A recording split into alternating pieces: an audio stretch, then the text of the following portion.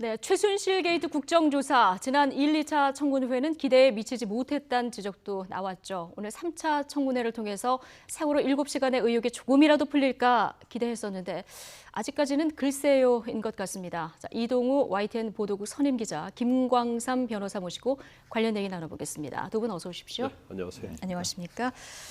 네, 오늘 조금 오전에 답답한 청문회가 이어지고 있는 그런 느낌인데요. 핵심 증인들이 자꾸 빠집니다. 오늘 간호장교 조대위 그리고 윤 전추 이영선 행정관 뭔가 퍼즐을 맞출 만한 중요한 인물 아니겠습니까? 그런데 오늘 불참했는데요.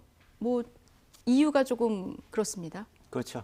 예. 이영선, 윤 전추 행정관 같은 경우는 지금 이제 검찰과 특검 조사가 이어지고 있기 때문에 나오기 곤란하다 이런 얘기를 했고요.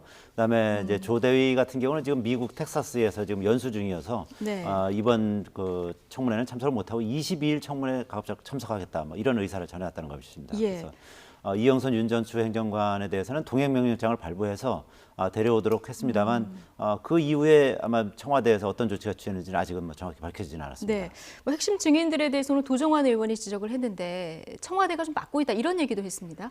그래서 왜냐하면 이제 그 두 행정관이 똑같은 사유로 나오지 못하겠다 이렇게 했을 뿐만 아니라 사인한 것도 좀 같은 사람이 사인한 거 아니냐. 그래서 청와대에서 조직적으로 이 두 행정관의 청문회 그 참석을 방해하고 있는 거 아니냐, 그런 의혹을 제기한 것인데요. 네. 일단 청와대 입장에서야 당연히 두 행정관이 나와서 청문회에서 얘기하는 것이 불편할 수 있겠죠. 그렇지만 어쨌든 아시다시피 청문회는 이제 국민적 의혹을 해소하는 그런 장이 아니겠습니까? 그래서 그 정도 사유로 굳이 그 청문회 불참하는 것은 좀 적절치 않아 보이는데 네. 오후에 어떻게 해결될지 원래는 국회에서는 오후 2시까지 네. 동행명령장을 발부를 해서 네, 지금 2시까지 동행명령장 발부한 그렇습니다. 화면도 예. 잠시 전에 보셨는데요. 2시까지 참석하도록 그렇게 조치를 했습니다만 예. 사실 동행명령장이라는 게 본인이 거부를 할 경우에는 강제성이 있는 건 아닙니다. 체포영장처럼 이렇게 강제로 데려올 수 있는 건 아니기 때문에 다만 이제 추후에 이제 국회 모욕죄 등으로 이제 사법 처리를 할 수가 있게 되는 것이죠. 그래서 이제 네. 그 부분은 일단 만약에 정 거부를 한다면 이 두 행정관 같은 경우는 이제 사법 처리를 감수하겠다 그런 의지라고 봐야겠죠. 네. 오늘 증인 17명 가운데 대부분이 이제 의료 관련 인물 아니겠습니까? 그 중에서도 이제 비선 의사가 보안 손님 형태로 관저로 들어와서 대통령을 진료했을 가능성에 대해서 오늘 김상만, 김영재 원장에게 질문이 쏟아졌는데요.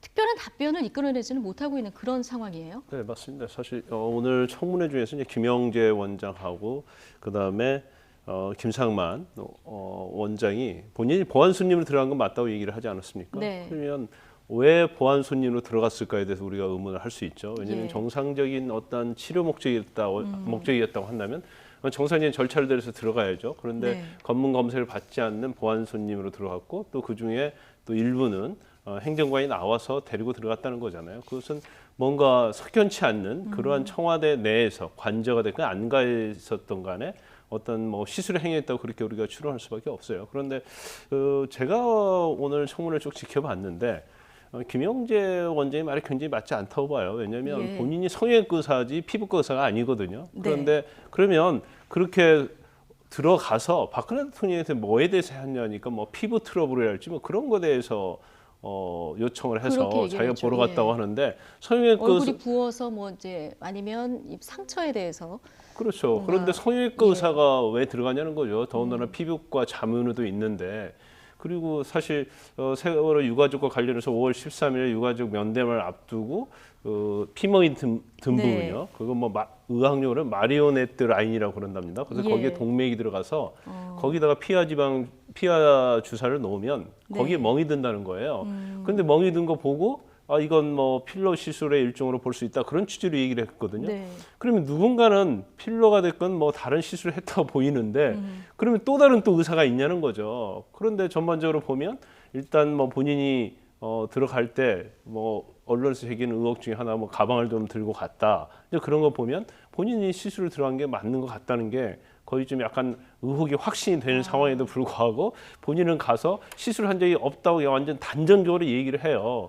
그런데 그런 근데 부분들. 김광삼 변호사 보시기에는 예, 그렇죠. 제가 볼 김영재 때는 원장일 가능성이 있다. 예. 그렇게 보시는 전체적으로 보면 그러면 다른 의사가 있어야 하는데 지금 언론사도 마찬가지로 검찰 수사에서도 다른 의사가 나오지 않았잖아요. 네. 그러면 사실 다른 어떤 김상만 원장 같은 경우에는 태반 주사 놨다고 얘기하지 않습니까? 근데 김성만 원장은 가정의학과 의사예요. 그래서 얼굴에 시술을 할 수 있는 그런 능력이 있다던가 그게 전문이 아니거든요. 그렇지만 어떤 얼굴에 그런 보톡스나 필러 시술할 수 있는 사람은 김영재 원장밖에 없거든요. 그럼에도 불구하고 전혀 청와대는 보안 손님으로 들어갔는데 전혀 그런 시술을 한 적이 없다고 하기 때문에 여러 가지 상황적으로 보면 좀 거짓말을 하고 있지 않나 이제 그런 의혹이 생기는 거죠. 그때 왜냐하면 이제 그 네. 부분에서 이제 김영재 원장은 전에 한번 거짓말 비슷하게 한 적이 있거든요. 그러니까 네.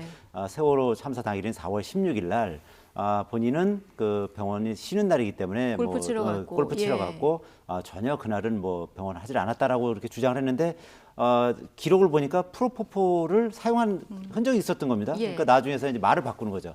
그날 오전에 뭐 장모가 뭐 갑자기 그 시술 받을 게 있어서 장모 시술 해주고 그 다음에 이제 골프를 치러 갔었다. 뭐 이렇게 네. 주장을 하면서 조금 이제 그 증거가 나오니까 말을 좀 바꾼 그 전력이 있거든요. 그렇기 때문에 이제 김영재 원장의 오늘 그 이 증언들이 네. 좀 일부 이제 신빙성이 떨어지는 그런 측면이 있을 수 있는 것이고 특히 이제 김영재 원장은 그렇게 얘기를 합니다. 자기는 그 청와대는 물론이고 청와대 관저는 물론이고 자기 병원에서도 박근혜 대통령에게 이런 그 미용 시술을 한 적이 없다라고 주장을 하고 있거든요. 예. 그런데 어쨌든 뭐 여러 가지 정황으로 봤을 때는 지금 변호사님도 말씀하시지만 그 대통령이 그 이 화면 얼굴을 보면 뭐 분명히 그 미용 시술을 받은 그런 네. 여러 가지 흔적이 나오지 않습니까? 네, 오늘 한국일보에서 자세하게 뭐 보도를 그것뿐만 했었죠. 아니라 뭐 지금까지 쭉 그 네. 대통령의 얼굴을 보면 분명히 이제 뭐 주름을 없애는 뭐 시술이라든지 이런 미용 시술을 받은 그런 뭐 확실한 정황 같은 게 나오는데 뭐 그런 시술을 한 적이 한 번도 없다고 그러니까 이제 그런 부분에서 좀 그러면 지금 신뢰도가 좀 오늘 낮아지는 지금 거죠. 한 10명 가까운 의료진이 나왔는데 이분들이 아니라면 또 다른 누군가 있는 겁니까? 만약에 이제 김영재 예. 원장 말이 이제 사실이라면. 진실이라면 뭐 김영재 원장 외에 또 다른 어떤 제3의 인물이 제3의 어떤 성형외과 의사가 예. 있을 수는 있겠죠. 근데 네. 그 부분은 이제 좀 전에 말씀드린 것처럼 김영재 원장이 지금까지 해온 말들이 뭐 좀 신빙성이 없기 신빙성이 많이 때문에. 떨어지는 그런 상황이기 때문에 뭐 지금 오늘 한 증언이 그 일부 거짓일 가능성도 꽤 있다. 뭐 이렇게 보여지는 것이죠. 네, 이제 오후 청문회 속개되면 좀 의원들이 날카롭게 좀 질문을 해서 답변을 좀 이끌어냈으면 하는 그런 국민들의 바람이 좀 있는 것 같고요.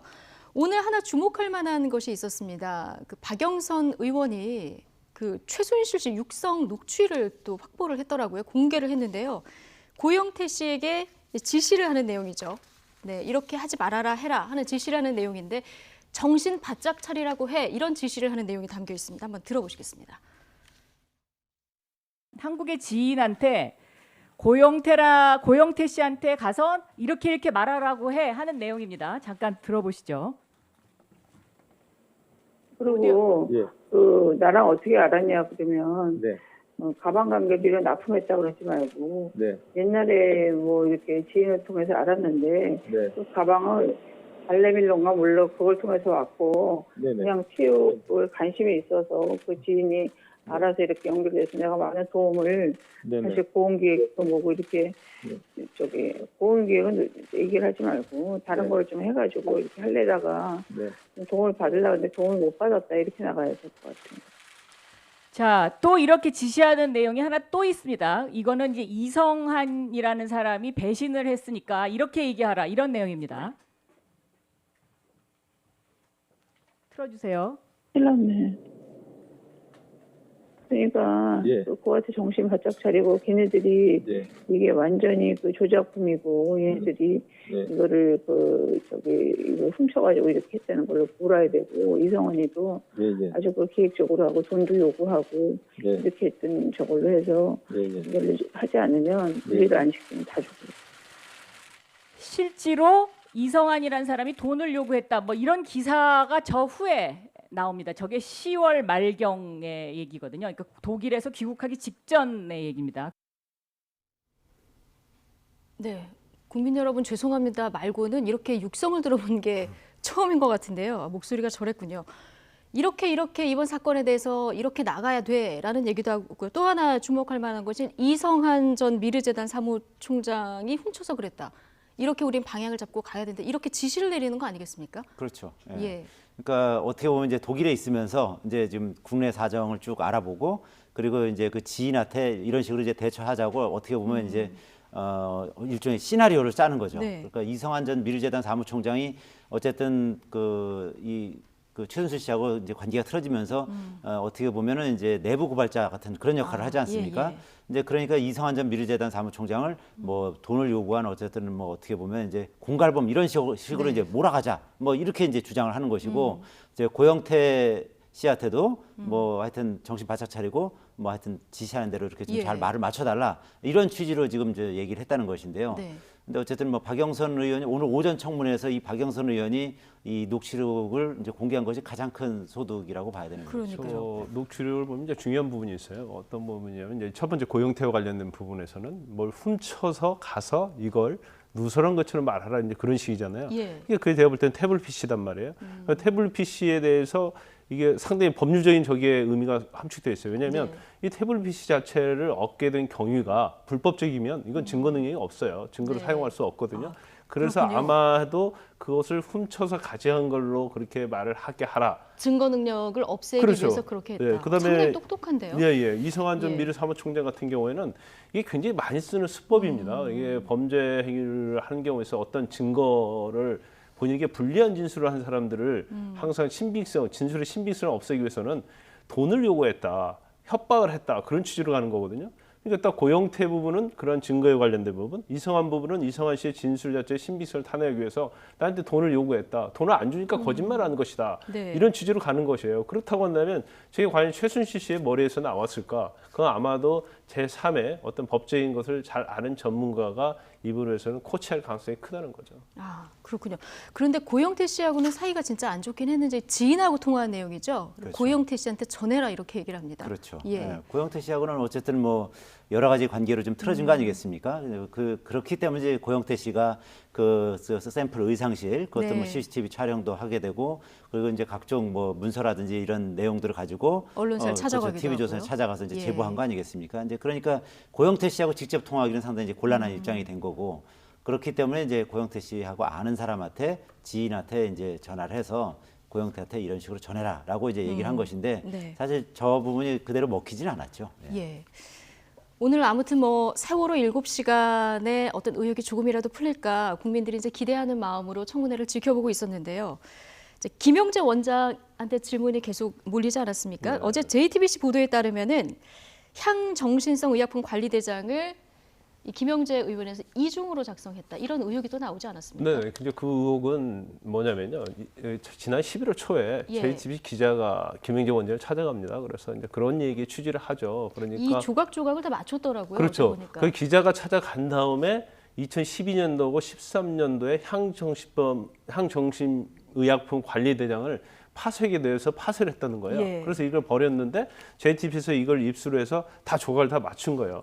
맞춘 거 그 내용을 보니까 거기 대기업도 있고 뭐 연예인 이름도 있었다는 거거든요. 그런데 그 이후에 이제 강남 보건소에서 조사를 했는데 우리가 2011년도부터 16년도까지 다 관리대장이 있다 하고 낸 거예요. 네. 그러면 JTBC에서 그 퍼즐처럼 맞춘 2012년도, 13년도 관리대장이 두 개가 존재하는 거잖아요. 예. 결과적으로 이건 새로이 작성을 했을 가능성이 크다는 거죠. 그리고 그 안에 보면 어떤 볼펜 그 필기구 글씨체랄지 그런 것들도 한 번에 한꺼번에 작성한 작성한 걸로 것 보이고 같은, 필체도 예. 다 똑같다는 거예요. 그렇다고 한다면 이 관리대장 자체를 조작하지 않았느냐. 그럼 조작했다면 이유가 있을 거 아닙니까? 예. 그 이유는 결국 최순실 씨나 대통령과 관련된 부분이 아니냐. 이제 이런 의혹이 있을 수 있는 거죠. 이 관리대장은 뭐 보건소에 제출하지 않습니까? 아니 의무적으로 예. 보관하고 있어야 돼요. 왜냐하면 그렇죠. 향정신성 의약품 자체는 관리를 해야 하거든요. 왜냐하면 마약류가 많지 않습니까? 그래서 이걸 어떻게 처방을 했는지 그리고 사실 병원을 가져갔을 때는 얼마만큼 가져왔고 이게 외부로 나갔을 때 얼마만큼 처방을 통해서 나갔는지를 반드시 기재하도록 되어 있고 그거에 대해서는 보고하도록 되어 있거든요. 그렇기 네. 때문에 이 관리대장 자체는 굉장히 중요하고 사실대로 작성하면 그게 누구한테 어떻게 갔는 거를 다 알 수 있는 건데 불구하고 이런 식으로 했다는 것 자체는 김영재 성형 의원에서 뭔가 좀 숨기는 게 있다. 숨기는 게 있다 이렇게 볼 수 있는 거죠. 또 하나가 있지 않습니까? 네. 가명진료, 길라임 말고요. 최보정이라는 이름이 또 네, 등장했습니다. 그것도 사실 2013년도 10월부터 예. 그 8월까지 한 건데요. 이건 뭐 SBS에서 보도한 예. 내용인데 그 최보정이란 가명으로 해가지고 저 병원에서 다 처방을 받아갔다는 건데 네. 이제 최보정이니까 최자는 이제 최순실에 좀 뭐 유사한 것 같고요. 그다음에 거기에 이제 생년월일을 기입을 했는데 예. 56년 2월 2일생으로 기입을 했어요. 네. 근데 56년은 최순실 씨가 태어난 연도가 56년도입니다. 그런데 박근혜 대통령은 52년도죠. 근데 박근혜 대통령 생일이 2월 2일이에요. 아니 어떻게 이런 그래서 조합이 이걸 있을 수 있죠? 조합을 예. 해서 56년 2월 2일로 한 걸 보면 결국 이게 최순실 씨가 아니고 결과적으로 네. 박근혜 대통령이 이러한 대리 처방 받아간 거 아니냐. 이제 그 부분에 대해서 의혹이 생기고 있는 거죠. 근데 김영재 원장은 어쨌든 오전 청문회에서 이제 관련 질의가 있었습니다. 그런데 대통령은 아니다. 이렇게 답변을 하는 그런 상황이죠. 그렇죠. 그러니까 김영재 원장은 아까도 말씀드렸듯이 본인은 청와대 관저든 아니면 본인의 어떤 병원이든 거기서 박근혜 대통령에게 미용 시술을 한 적이 없다고 네. 완전히 지금 잡아떼고 있습니다. 그래서 예. 이 부분은 뭐 본인이 잡아떼고 있기 때문에 어떤 객관적인 증거 이런 것이 드러나지 않으면은 상당히 좀 이거를 밝혀내는 데는 어려움이 있을 테고 아무리 이제 특검에서 이제 이런 부분 이제 세월호 7시간에 대해서 어차피 이제 집중적으로 수사를 할 테니까 네. 거기서 좀 어느 정도 그 사실관계가 드러나지 않을까 이렇게 예상이 됩니다. 예. 그런데 보면은 아까 김영재 원장 말에 의하면 안면 근육이 그 흉터 때문에 이렇게 문제가 있어서 나를 불렀다 이렇게 얘기를 했거든요. 근데 사실 근육이 조금 잘 안 움직이다 이거는 신경외과 쪽 아닌가요? 그렇죠. 지금 뭐 예. 아시다시피 여러 가지로 지금 김영재 의혹이 원장은 증폭되는 성형외과 상황이거든요. 원장인데 뭐 예. 근육에 경련이 있다든지 아까 뭐 무슨 피부 트러블이라든지 뭐 얼굴에 붓기가 있고 그럴 때 이제 김영재 원장이 청와대 들어가서 뭐 진료를 해줬다는 거 아니겠습니까? 네. 이제 그런 면에서 이제 그 어떤 증언의 신빙성이 좀 떨어지는 거 아니냐 이제 그런 의혹을 받고 있는 겁니다. 예. 오늘 또 한 명 그 주목되는 분이요. 이임순 교수입니다. 순천향대 교수인데요. 서창석 그 서울대 병원장은 계속해서 이임순 교수를 통해서 내가 김영재 원장을 알았다 이렇게 주장을 하고 있는데 이임순 원장은 또 아니라는 거거든요. 그렇죠. 거기서 누가 완벽하게 거짓말을 하는 엇갈리고 있습니다. 걸까요? 예. 글쎄요. 어쨌든 이임순 그 순천향대 교수 같은 경우는 최순실 씨하고도 오래전에 알았고 예. 우병우 그 전 민정수석 가문하고도 꽤 오래 안 거예요. 굉장히 오래 알았다. 그렇습니다. 아들을 20여 년 그러니까 받았기 우병우 전 때문에. 민정수석의 아들을 이제 예. 산부인과 교수로서 이제 산부인과 의사로서 받았기도 했고 또 뭐 정유라가 아들을 낳는데도 이제 거기도 이제 관여했다는 거 아니겠습니까? 네네. 그런 여러 가지 정황을 봤을 때 그 이임순 그 순천향대병원의 교수가 저 거짓말 할 가능성이 좀 더 높지 않을까 이렇게 예상이 됩니다. 왜냐하면 이임순 교수는 그 김영재 원장도 그렇지만 최순실 씨 쪽을 워낙 잘 아는 사람 아니겠습니까? 네. 그래서 그쪽을 통해서 김영재 원장을 뭐 서창석 교수한테 소개시켜주고 그리고 그 여러 가지 뭐 저 김영재 원장한테 각종 뭐 그 이 저 사업상 특혜를 주게 되지 않습니까? 네. 예를 들면 뭐 그 아까 뭐 그 김영재 원장 부인이 하는 뭐 YJ콥스라는 회사에서 예. 뭐 수술용 실을 만드는데 그 실을 서울대병원에 뭐 납품하는 뭐 그런 것이라든지 아니면 해외에 수출할 수 있도록 뭐 주선한다든지 뭐 그런 여러 가지 그 사업상 특혜를 받게 되는데 거기서 결국 이임순 교수가 결정적인 역할을 하는 키맨이 아니었느냐 뭐 이런 의혹이 지금 일고 있거든요. 그래서 예. 이 부분에 대해서도 이임순 교수가 뭐 생각보다 우리가 지금까지 많이 알려진 인물이 아닙니다만 어떻게 보면 이 사건에 있어서 상당한 열쇠를 쥐고 있는 인물이 아닌가. 그래서 오늘 오후에 임순 교수와 관련해서 아마 집중적인 질의가 이어지면 좀 더 이 부분에 있어서는 좀 더 진실이 더 밝혀지지 않을까 예상이 됩니다. 예. 서창석 서울대 병원장하고 20년직이더라고요. 그런데 네. 오늘 김영재 원장이 개발한 의료용 실을 두고 이제 공방이 벌어지게 된 그런 상황인 거죠, 그러니까. 네, 맞습니다. 그런데 사실 서창석 서울대병원장이 지난번에 외국 갔다가 기자회견도 했잖아요. 예. 그런데 그런 것들이 사실 순천향대 의사하고 그다음에 김영재 원장은 말이 좀 많이 틀려요. 특히 이임순 좀 이런 얘기 오늘 청문회에서 그런 얘기가 나왔죠. 손혜원 의원 측이랄지 이제 의원들을 위해서 나왔는데 서창석 원장이랄지 그런 어떤 서울대병원에 어떻게 보면 그 패밀리라고 할 수 있는 사람들이 최경환 의원하고 굉장히 친밀해지면서 원장도 되고 서울대 분당병원에 뭐 실세들이 됐다 이제 그런 얘기를 오늘 그 손혜원에서 얘기를 네네. 했었는데 이제 그런 것들도 어떻게 보면 연결고리 될 수 있다고 봅니다. 그런데 이임순 순천향대 병원 그 산부인과 의사 같은 경우에는 또 오늘도 이런 얘기가 나왔죠. 서창석 서울대 병원장을 주치의로 추천한 게 이임순 원장이 아니냐. 근데 네네. 서창석 서울대 병원장은 그 전에 약간 그런 식으로 얘기를 했었거든요. 오늘 말을 좀 달리 했었는데 네. 그렇다면 이게 전부 다 연결고가 있다고 볼 수 있는 거죠. 그리고 서창석 병원장이 왜 이임순 순천향대 병원 의사가 김영재 씨를 소개시켜줬다. 근데 그건 거짓말할 이유가 없다고 봐요. 예. 그럼에도 불구하고 지금 말이 세 명이 다 틀리지 않습니까? 그러니까요. 그래서 다 말이 달라서요. 네, 그 오후에는 같이 아마 모아놨는데도 그러네요. 네, 오후에는 이제 그 말에 대한 누구의 진술이 신빙성이 있느냐 이제 그 부분에 대해서 네. 아마 또 의원들이 점심을 먹으면서 수기한 다음에 아마 파고들 가능성이 있다고 봅니다. 예. 네. 자, 김영재 의원이요. 김영재 의원 뭐 병원뿐만 아니라 지금 부인 사업의 해외 진출을 위해서 지금 전방위적으로 정부에서 도왔고 이걸 잘 돕지 않은 사람들은 뭐 압박을 받았다 이런 진술까지도 나오지 않았습니까? 앞서 저희가 녹취를 들었습니다만 정기택 전 보건산업진흥원장 자기는 청와대 권고라면서 사직 권고까지 받았다 이런 증언을 오늘 했거든요. 그렇죠. 예. 그 부분에 있어서 이제 쭉 알아보니까 이 YJ콥스가 그렇게 기술력이 대단한 것이 아니고 뭐 그리고 또 뭐 이것을 그 정부 예산까지 들여가면서 지원하는 것은 적절치 않아 보여서 그 부분에 있어서 좀 미온적으로 대처했었고 네. 그것이 결정적으로 작용을 해서 결국 보건산업진흥원장에서 경질된 것이 아니냐 뭐 그런 의혹이 일고 있고 본인도 그에 대해서 어느 정도 뭐 그렇게 유추가 된다고 지금 얘기를 하고 있습니다. 예. 이뿐만 아니라 그 YJ콥스라는 그 회사의 어떤 뭐 컨설팅 관련한 뭐 그런 해외 진출과 관련해서 이제 컨설팅을 해달라고 했던 그 회사의 대표도 그에 대해서 좀 미온적으로 대처를 예. 했더니만 오히려 뭐 세무조사를 받고 상당히 이제 불이익을 받았다 뭐 그런 오늘 뭐 증언도 있지 않았었습니까?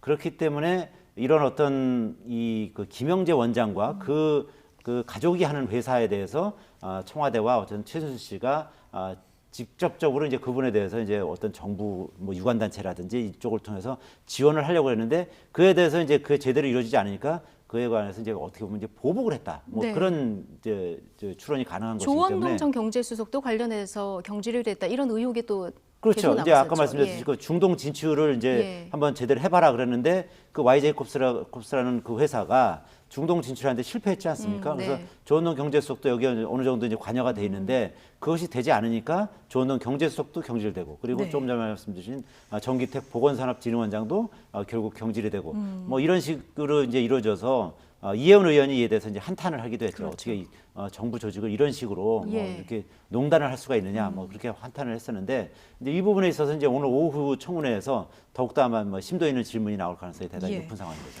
강남의 한 성형외과인데 이 성형외과 뭐길래 그렇게 전방위적인 지원과 또 압박이 있었는지 참 국민들 입장에서는 수긍이 안 가는 부분이고요.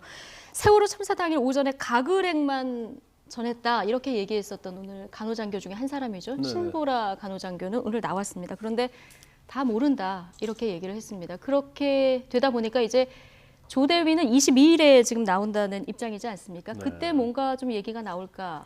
이걸 좀 지켜봐야 되는 상황인 거죠. 마찬가지 아닐까 싶어요. 이제 마찬가지 아닐까? 그렇죠. 예. 신보라 전 간호장교죠. 네. 다른 곳을 이제 이직을 했는데 그 본인이 스스로 기자회견했지 않습니까? 그런데 사실 어떤 청와대랄지 어디에 부탁이 있지 않으면 혼자 기자회견이 굉장히 어렵다고 봐요. 그런데 본인이 네. 기자회견을 했었고 또 조여옥 간호장교도 미국에서 또 인터뷰를 했어요. 근데 내용 자체 보면 뭐 아무것도 없다는 취지로 얘기를 했잖아요. 그런데 오늘 신보라 간호장교 같은 경우는 만약에 의무 관련해서 일을 하면서 박근혜 대통령을 또 여러 차례 봤을 거란 말이에요. 예. 그럼 저는 박근혜 대통령이 얼굴이 좀 부어 있다든가 시술을 했다든가 지금 여러 가지 사진, 뭐 지난번에 그 언론사에서 천장의 사진을 다 대비해서 그게 나왔지 않습니까? 네. 그래서 신년초 2014년도 신년초 연설 때도 여섯 개 정도 어떤 바늘 자국이 있었다. 이제 그런 것들을 보면 시술한 건 맞단 말이에요. 어느 정도 네. 그게 뭐 불법적인 것이 되든 아니든 간에 그렇다고 하면 간호장교가 그 얼굴을 보게 되면 그걸 못 봤을 리가 없다는 거죠. 그럼에도 불구하고 아예 그런 건 본 적이 없다. 뭐 가글 정도 갖다 준 것밖에 없다. 특히 세월호. 근데 어때 의무실장도 사월 모르고 16일 날. 경호실장도 모르고 간호장교도 모르고 이렇게 다 모를 수가 있죠. 그들은 다 알고 있죠. 알고 있는데 예. 다 모른다고 알고 있다. 답을 할 가능성이 예, 죄송합니다. 예. 크다는 거죠. 그래서 이게 과연 뭐 오늘 청문회 자체가 결과가 뭐가 나올지 모르겠어요. 근데 일단 오전 청문회 결과를 지켜보면 그다지 뭐 이제까지 의혹에 대해서 시원한 답변이 없었고 또 양심적인 고백도 없었다고 봅니다. 네. 그래서 오후에는 또 어떤 결과가 나올지 한번 지켜봐야 할 것 같아요. 네, 오후 청문회 좀 지켜봐야 될 것 같고요. 내일 열리는 4차 청문회, 이른바 정윤회 문건 그리고 정유라 부정입학 의혹이 집중 조명될 것으로 예상이 되는데요. 오늘 안민석 의원이 한 라디오와의 인터뷰에서 독일에 이제 주말에 다녀왔는데 그 정유라 씨의 소재지를 알아냈다 이렇게 얘기했거든요. 밖에서 지금 교포들이 지키고 있답니다. 예. 근데 검찰은 왜 못 찾았을까요? 글쎄요, 뭐 검찰 수사 의지에 상당히 이제 의문이 드는 이제 그런 예. 대목인데요. 어쨌든 뭐 안민석 의원이 뭐 제보를 받아서 이제 들어갔을 그렇죠. 가능성이 예, 지금 높은데 해외 교포들하고 그러니까 같이 교포들이 지금 오히려 찾아내는 그런 예. 그 정유라의 소재지인데 그 검찰이 이제 그런 부분에 대해서 조금 어떻게 보면 이제 소홀히 하지 않았을까 이제 그런 생각도 좀 들고요. 어쨌든 뭐 정유라 씨를 지금 가급적 빨리 지금 송환해야 되는 거 아니겠습니까? 그 뭐 여권 무효화 조치하고 그리고 그 독일에 좀 협조 요청을 한다면은 그렇게 어렵지 않게 할 만한 일인 것 같은데 예. 검찰이 그 부분에 있어서 상당히 손을 놨던 것 같은데 네. 아시다시피 이제 국민적 정서가 사실 정유라 씨가 뭐 친구하고 뭐 SNS 하면서 네. 거기서 뭐 돈도 실력이다 뭐 능력이었으면 네 부모를 탓해라 뭐 부모를 원망해라 그런 식으로 이제 해가지고 아주 그냥 국민적 그 분노를 샀던 인물 아니겠습니까? 네. 그래서 이런 그 특히 이제 정유라 씨가 또 독일에 뭐 돈을 뭐 일부 부동산을 샀는데 네. 그 자금 출처가 어떻게 되는지도 모르는 것이고 지금 피해자로 볼 수 있는 혐의가 좀 있지 않습니까? 정유라 씨한테. 당연히 피해자죠. 예, 그런 지금 부분에 있어서 부정입학 탈세 혐의도 의혹도 있고요. 있고요. 탈세 의혹도 뭐 있고요. 이대 예. 부정 입학할 때도 당연히 부정 입학하는데 상당 부분 역할을 하는 거 아니겠습니까? 예를 들어서 면접 장소에서 뭐 자기가 딴 메달 같은 거를 보여드려도 될까요? 이런 식으로 어떻게 보면 부정 네. 행위에 적극적으로 가담을 한 거거든요. 이제 그런 부분은 이제 당연히 저 이대의 어떤 입학 네. 관여하는 부분에 대해서 업무방해 혐의가 이제 적용이 가능한 것이기 때문에 네. 뭐 정유라 씨도 빨리 송환하는 그런 방법을 지금 예. 강제 송환하는 방법을 택해야겠죠. 네, 김 변호사님 짧게 우병우 전 수석 5차 청문회에 출석한다 이제 밀려서 얘기를 했습니다. 네, 네. 근데 날짜가 좀 바뀌지 않았습니까? 뭐 날짜 바뀌었다고 안 나오겠다 이런 얘기는 안 하겠죠? 그래도 출석할 겁니다. 출석할 왜냐면 뭐 것으로 본인이- 이번에는 나올 것이다. 예. 본인이 뭐 어떻게 보면 국민 입장에서 보면 이제 도망다녔다 보지 않습니까? 예. 근데 본인의 변명은 뭐 기자들이 너무 귀찮게 해서 피했다고 이렇게 얘기하고 있는데 굉장히 본인의 자체를 희화하고 있잖아요. 그리고 더군다나 현상금 걸고요.